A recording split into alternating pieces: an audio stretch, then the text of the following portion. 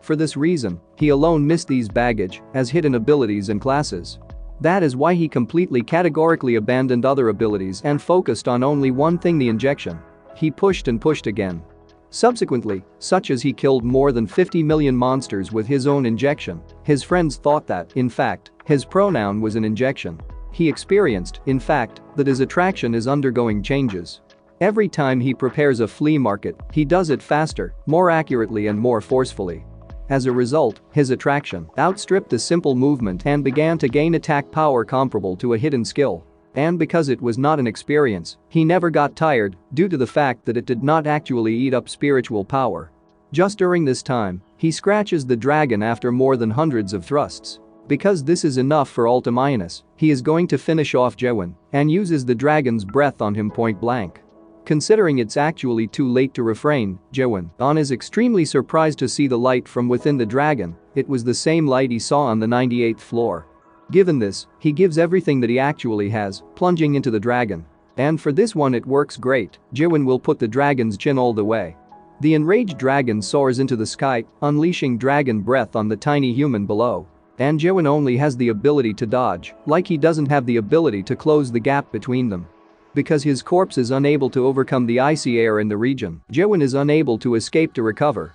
The cold dragon lands directly in front of him, saying that if there were 10 more people like Jewin, he would be defeated. If the walkers had not been deceived by the mayor's stone, Jewin's fate would have been formed completely differently. Hearing about this, Jewin is amazed and then asks about the mayor's stone. But Ultimian refuses to answer and instead beats Jewin. Fortunately, even he does not have the opportunity to receive the slightest answer. From the ice dragon, Jewin manages to escape from the battle in order to return his own frozen body share. Once in front of the door of the 99th floor, Jewin mentioned Mare's granite in the idea of a dragon, but at this point he decides to get rid of it. 5 years through, Jewin eventually kills the ice dragon Ultimian. With the data comes a large number of notices for Jewin. Before Ultimian's soul is gone, he learns about the Marestone again. The cold dragon indicates that Jewin already understands the answer to this question.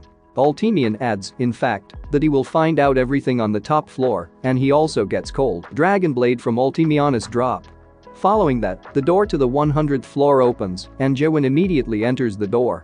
He went to the floor called the control room, where he can see the current position of the tower.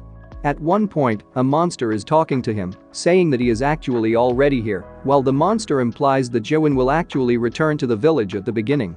Jewin immediately prepares for battle, and a notice is seen stating that he was the first to conduct all the learning games of the World 294. His astonishing achievement was recorded in the immortal library of the Akashic Records. This record will be saved in this way, in fact, that it will become possible only watch the monarchs of the all-powerful land. Jewin will be surprised to find out that all this is just a study, remembering that everyone who has ever entered the tower is now dead, and the Lord actually understands what happens to the population of the earth outside the tower. Sometimes a monster with a lion's head and a full suit is seen, and the first thing Jewin actually finds out is who the hell he is. He introduces himself as the Imp Beastrain. He is the owner of the Tower of Nightmares, which was just cleared by Jewin. Jewin tries to prove it's all really just a textbook, after which Beastrain shows him something. This showcases the early days when Jewin started to roam. It shows how Jewin and his friends are, all the time they spent together and all the struggles they were put through. Jewin silently watches as the demon remembers all this sadness, anger and regret. Adding, in fact, that in conflict with the previous one, meaningless impressions appear.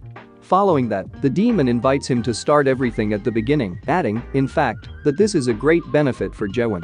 Due to the fact that it would be what actually happens only in a novel on Earth, an unconditional being who starts from the very beginning with all his own memoirs. Jewin realizes that all the walkers were deceived by the demon from the very beginning. The population of the Earth does not have the ability to stop the strikes of the tower, and the only thing that actually, in fact, what the population of the Earth has the opportunity to arrange, for example, is to continue to carry out raids on the tower. The income of the population of the Earth was just a false hope. Following this, Jewin refuses to return to the past, such as his commitment to be Carpe Diem. Following this, the demon hysterically sneers, saying, in fact, that there is no object either in the tower or in the all-powerful Earth can send anyone into the past. Following this, Jewin recalls that Ultimian actually once mentioned the Stone of Myrrh. He is devastated, asking that the demon is actually lying to